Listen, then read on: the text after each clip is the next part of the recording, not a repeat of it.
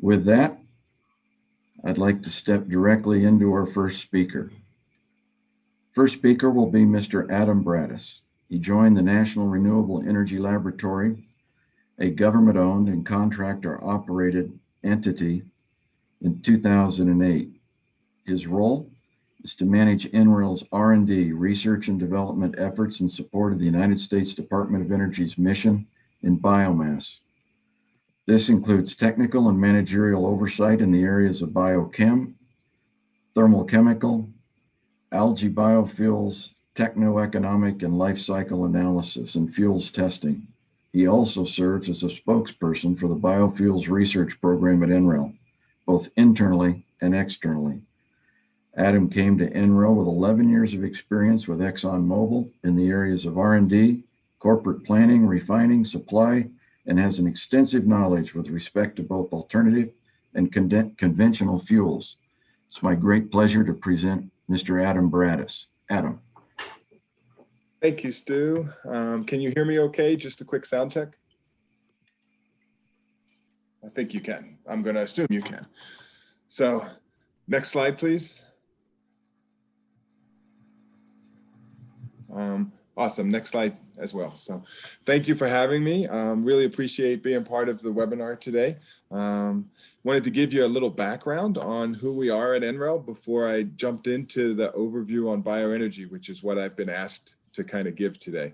So for those of you who aren't aware, there's about 17 national labs across the country that do research and development in a wide variety of areas to support the country, some in nuclear, some in national defense, some in basic sciences. NREL is located in Golden, Colorado, and we are the only national lab solely dedicated to renewable energy and energy efficiency. So we've got just under 3,000 employees. Most of them are PhD and master's level scientists. We partner extensively with industry, academia, and the government. And if you ever get a chance to come visit us, we'd welcome you to our campus where you can see we operate as a living lab and have a lot of our technologies running around the lab and operating the lab at all times. So that's just a snapshot of our facility in beautiful Golden. Like I said, we focus on renewable energy and energy efficiency. So really 4 pillars of research. One in renewable power, so solar, wind, water power. One in sustainable transportation, which we're going to talk about today, including bioenergy. One in smart buildings and other kinds of energy efficiency types of technologies. And then finally, an energy systems integration group that looks at how you put all these pieces together efficiently. So today we'll talk about sustainable transportation. Next slide, please. So just the last high-level context slide. There are a variety of trends in carbon management that we can see going on across the country and across the globe right now that kind of influence why we want to do bioenergy technologies and put it into a little bit of context. Starting from the upper left, you can see that, and none of this is probably new to any of you, but major shifts in US fossil fuel production and consumption over in terms of crude oil and natural gas production and lowering of crude oil consumption. We're seeing increased electrification. A lot of that's driven by the fact that this combination of wind, solar, and natural gas is really the cheapest way to produce electricity in the US right now. And that has applications not just for power generation, but also transportation, especially in light duty. Maybe not so much in heavy duty marine and aviation, but that doesn't mean heavy duty marine and aviation aren't asking for and wanting low carbon fuels as a trend as well. And you see that both in maritime and in the form of sustainable aviation fuel demand rising around the country and around the world. There's a ban on single-use plastics. So just in general, low carbon materials and more recyclable materials are a way we're heading. And then there's a need for, I guess, net zero carbon technologies today and probably carbon negative technologies as we move to the future and think about how we're going to mitigate climate change. So that context is is why we're thinking at NREL about a lot of technologies, but today about bioenergy specifically. So next slide, please. So what is biomass, first of all? What are we talking about? I think there's a huge opportunity space for biomass, especially in the US, to contribute to low carbon fuels. And what we're talking about is about 1 billion tons of material that can be, and in some cases already is being sustainably produced in the US.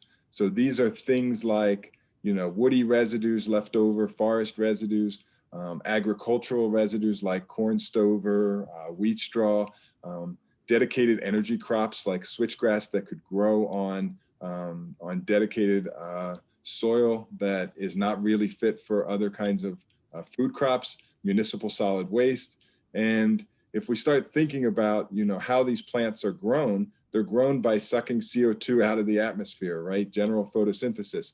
And so when you look at the life cycle carbon emissions of fuels that are produced from biomass, you get a benefit relative to greenhouse gas, life cycle greenhouse gas emissions relative to conventional fuels. And so that's why this is of interest to a lot of people looking at low carbon fuel options. And you kind of have to understand what it's made up of chemically to understand how you can utilize this resource base that we have in the US.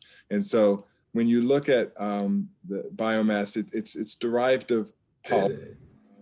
And hemicellulose and cellulose are polymers of sugars. So each of those little backbones are 5 carbon and 6 carbon sugars. And then lignin is sort of the glue that holds it together, that is an aromatic kind of polymer. And so when we think about converting this biomass to fuels, you really think about it 2 ways. Number one, it's either just a carbon source and you just have to get that carbon into some reactive intermediate to convert it to useful products, or you can think of it as a sugar source and you can selectively clip bonds and try to make intermediates that look like sugar and are sugar and can be converted to products and fuels. So next slide, I'll talk a little bit about those strategies. First, impact. So how much is 1 billion tons sustainably produced a year? What can it do? So the point of this slide is just basically to show, you know, what kind of impact you could have. This is not a roadmap by any stretch of the imagination, but 1 billion tons a year could produce enough electricity, for example, to provide electricity to 7 million homes. It can replace 25% of transportation fuels, a significant amount of chemicals and materials, and in doing so, you know, create 1 million jobs in the economy and potentially offset 450 million tons of CO2. So not saying this is how we would deploy exactly 1 billion tons of biomass, but it just gives you an idea of impact. Next slide, please. So how would we do it? So these are the steps across the top that are sort of critical to deploying a bioeconomy. You have to grow and harvest feedstock, and some of that's being done already and is just being wasted, quite frankly, or at least partially wasted, quite frankly, in terms of ag residues and forest residues. You need to develop technologies to convert that into fuels, chemicals, materials. NREL really plays in that space. You need to scale it up in an integrated fashion. You have to have end use in mind. You have to have infrastructure in mind. We saw that with first gen ethanol, that, you know, it's sort of maxed out at that 10% blend stock ratio. Be really nice if our fuels were completely, our biofuels were completely compatible with current infrastructure and made it easier for end use. And then obviously economics and are important. Sustainability is important. Just like anything else, you can do biofuels in a really smart way and have great life cycle emissions, and you can do them in a way that doesn't make a lot of sense as well. So understanding life cycle sustainability and market impacts are important. And the bottom slide just kind of shows the conversion processes that we develop at NREL. So you can break biomass down into sugars, or you can just treat it as a carbon source and do what we call gasify it at super high temperature and make syngas as an intermediate, which is simply carbon monoxide and hydrogen, and then build that back up. Or you can pyrolyze it at slightly not quite as high temperature and make a bio oil that looks a little bit like crude oil, and you can upgrade that. And so next slide, I'm just going to give you a few examples so that you kind of understand the R&D that we do. So this process of sort of treating it as a carbon source and treating the whole biomass whole as a carbon source and making either syngas as an intermediate or making pyrolysis oil or bio oil as an intermediate, and then using chemical catalysis to upgrade those things into fuels is a really effective strategy, especially for biofuels, because it's not super selective in making a single compound, but a lot of times you convert into a large mix of compounds, which is okay for fuels. Fuels today are a large mix of compounds. And the emphasis we have is looking at fuels that are drop-in for compatibility with current infrastructure performance, or have some properties like high octane or other kinds of advantageous properties relative to conventional, aside from just being low carbon type greenhouse gas emitters. Next slide, please. So one example of that, just to bring to your attention, that's sort of near and dear to those of you in California because it's being deployed there, is what I'm calling refinery integration of this pyrolysis oil. So one of the things you can do when you create this oil is maybe think about treating it like you would treat crude oil. And is there a way to utilize infrastructure that already exists in our current refineries to process this pyrolysis oil the way you would process intermediate streams in a current hydrocarbon refinery? And so we've worked with Ensign and Chevron and Petrobras. Ensign's a bio oil or pyrolysis oil producing company. They sell it as renewable heating oil in the Northeast, but we were looking at other options. And you can actually blend this 10%, 20% blend into a unit in the refinery, the FCC unit, that produces gasoline and diesel. And that gasoline and diesel has been EPA approved as an advanced biofuel now, and this is being piloted in California. So the advantage here is you don't have to build a lot of infrastructure and spend a lot of money building infrastructure, but rather if you could blend that pyrolysis oil into a current refinery stream, can you make compatible fuels that are lower carbon? Next slide, please. So the other approach is to try to selectively break carbon-carbon and carbon-oxygen bonds and break those polymers down into sugars. This is your traditional cellulosic ethanol kind of approach, where the easiest way to think about it is break it down into sugars and then ferment those sugars biologically into ethanol. But the world of synthetic biology allows you nowadays to ferment these sugars into all kinds of different molecules that can be used for material purposes or chemical purposes, and not just fuel purposes. The advantage is you can make a single molecule, and that's super beneficial for things like chemicals and monomers that go into polymeric materials or composites. Having a really pure single molecule that you make out of a process can be super beneficial. So one example on the next slide of that is, and this one's near and dear to my heart because I kind of led this project for a few years, is the renewable carbon fiber project we're talking about. So those of you who are not familiar with carbon fiber is a lightweight structural material that can be used. It's super flexible, it's super strong, it's lightweight, and it can be used in all kinds of applications, for cars, for airplanes, for consumer goods, for clothing, anything where you need high performance, high strength, and good flexibility of material. The disadvantage is it's super, well, not super, but it's quite expensive today. And so it gets used in some space applications and other things that can afford the cost, high-end Lamborghinis, et cetera, but it's not used widespread yet on as many applications as it could be. And one of the reasons is the cost. And the cost is coming from that intermediate molecule that I have labeled acrylonitrile. That's how you produce it. So you basically make that monomer, you polymerize it, you spin it into a fiber, you carbonize it, and you get a carbon fiber strand. And that molecule is really expensive to make from petroleum, and it makes a toxic byproduct, hydrogen cyanide, that you have to deal with. So what we set out to do was say, can you make that same acrylonitrile monomer, that starting point, from biomass? And you can deconstruct biomass to sugars, you can ferment sugars. This time, instead of fermenting them to ethanol, you ferment them to a different intermediate, 3-hydroxypropionic acid, and then you can do traditional chemical catalysis to dehydrate that to acrylonitrile. And you do that in the presence of ammonia, and you can make that molecule. The neat thing about that is, instead of making hydrogen cyanide as a byproduct, you make water as a byproduct. So there's not a lot of cost in cleanup.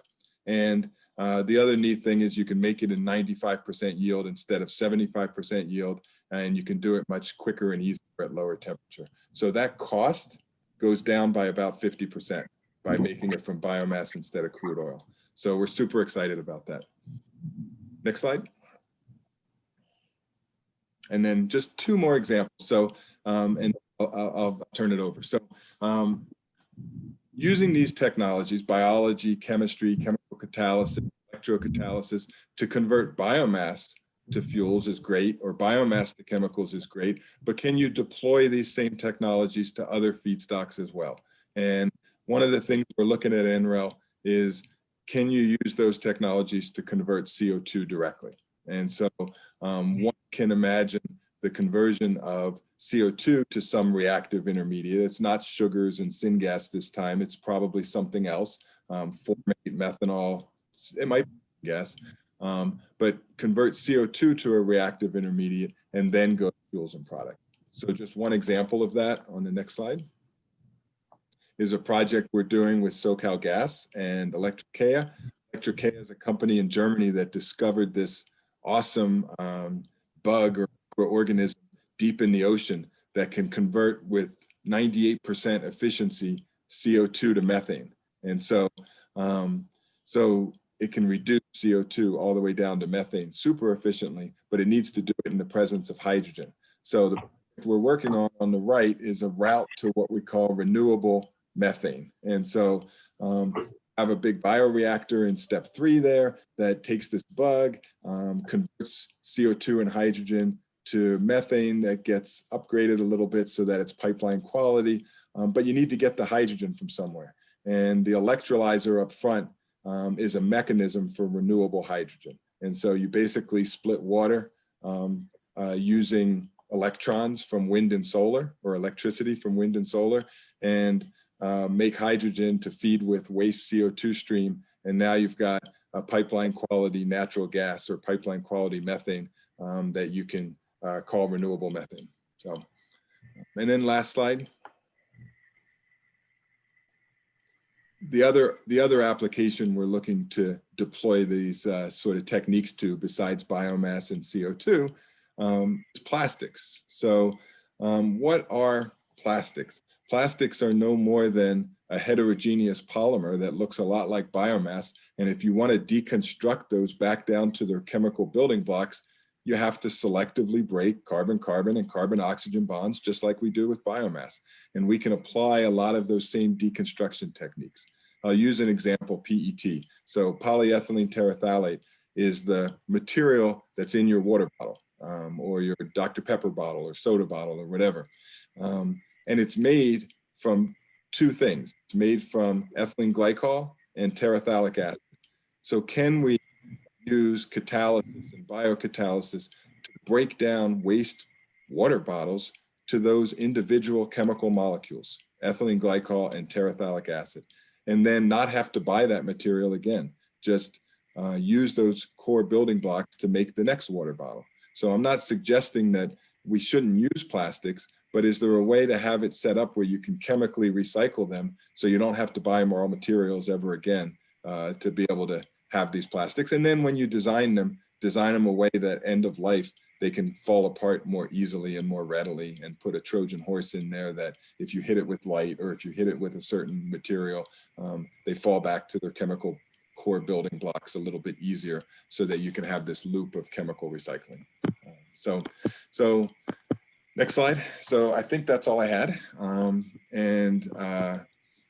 want to thank you for your time. I'll answer questions later, but think about biomass as this awesome low carbon resource that we have in this country that a lot of countries don't have. We need to put it to work in the form of fuels and chemicals and materials in the smartest way possible. And then the technologies that we're developing, we can apply them to other things like CO2 and plastics and other real world problems as well. So thank you for your time. Hopefully I didn't run over too badly. Excellent, Adam. And it's fascinating the crossover in industries, and right here in Kern County, those windmills you see in the Tehachapis and around the nation, about half of them are carbon fiber. All of the spaceships being produced in Mojave are carbon fiber based. 5 times the strength, half the weight. Now you have Boeing 787s, carbon fiber produced.